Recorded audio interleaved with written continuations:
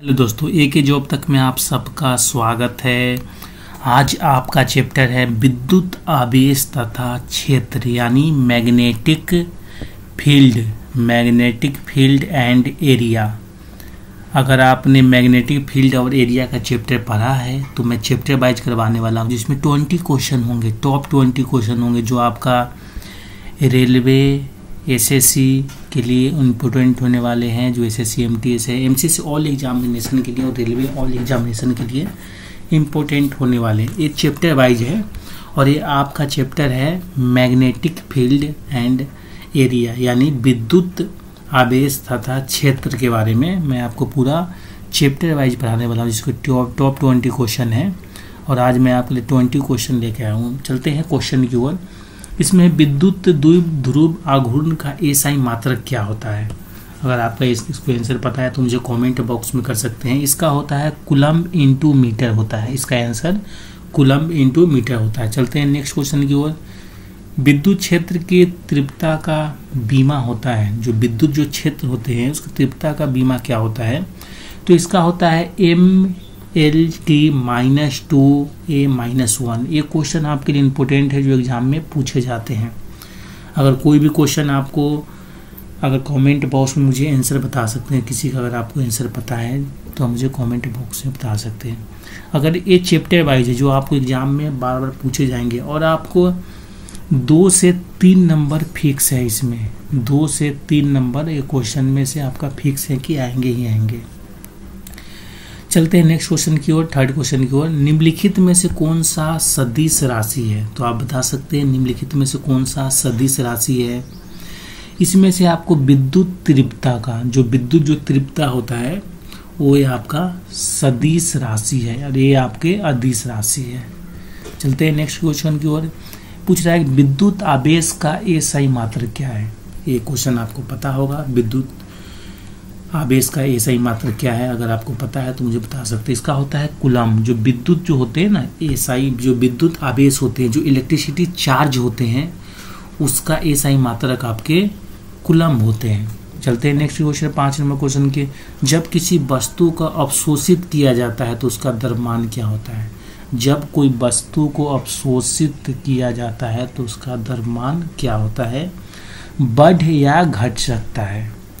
इसका आंसर होगा बढ़ या घट सकता है। किसी वस्तु पर आवेश की न्यूनतम मात्रा कम नहीं हो सकता है। ये पूछ रहा है जब कोई वस्तु पे आवेश का न्यूनतम मात्रा कम नहीं हो सकता है, किससे कम नहीं हो सकता है?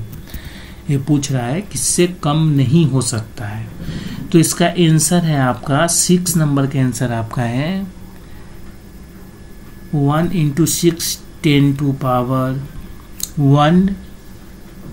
1.6 × 10⁻⁹ यानी 10⁻⁹ कूलम्ब से कम नहीं होना चाहिए।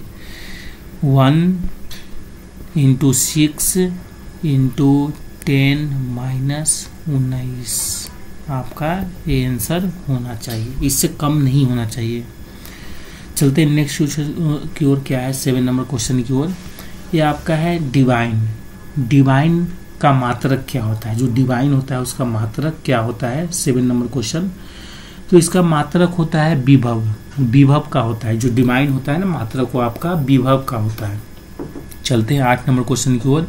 ये पूछ रहा है कि विद्युत क्षेत्र की तीव्रता का मात्रक क्या है? जो विद्युत जो क्षेत्र होते हैं इसका तीव्रता का मात्रक क्या होता है? तो इसका होता है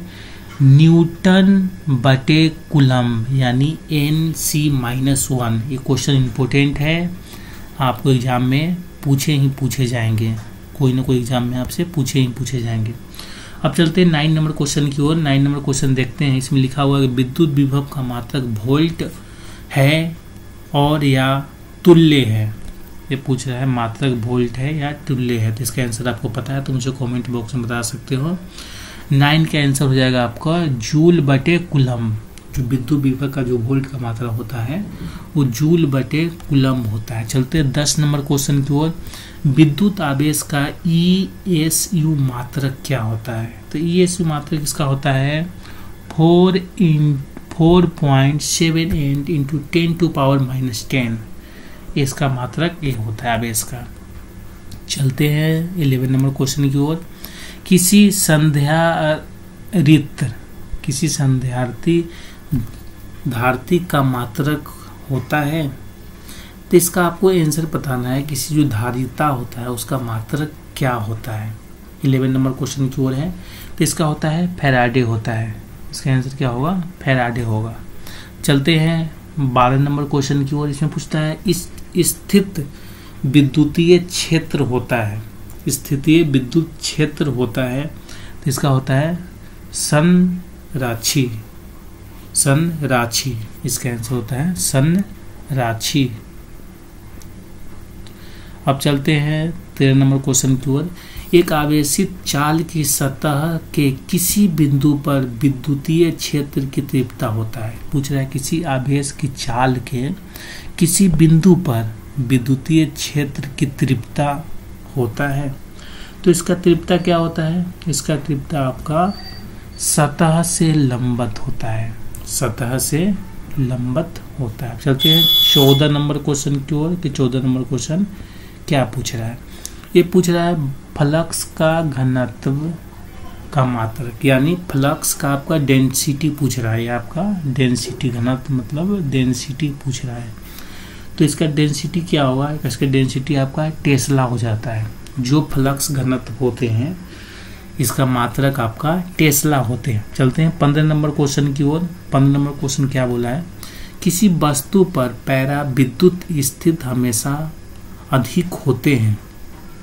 किसी पराविद्युत स्थिरांक हमेशा अधिक होते हैं, तो क्या होते हैं? इसका आंसर आपके हो जाएगा 0, यानी 0 हो जाएगा।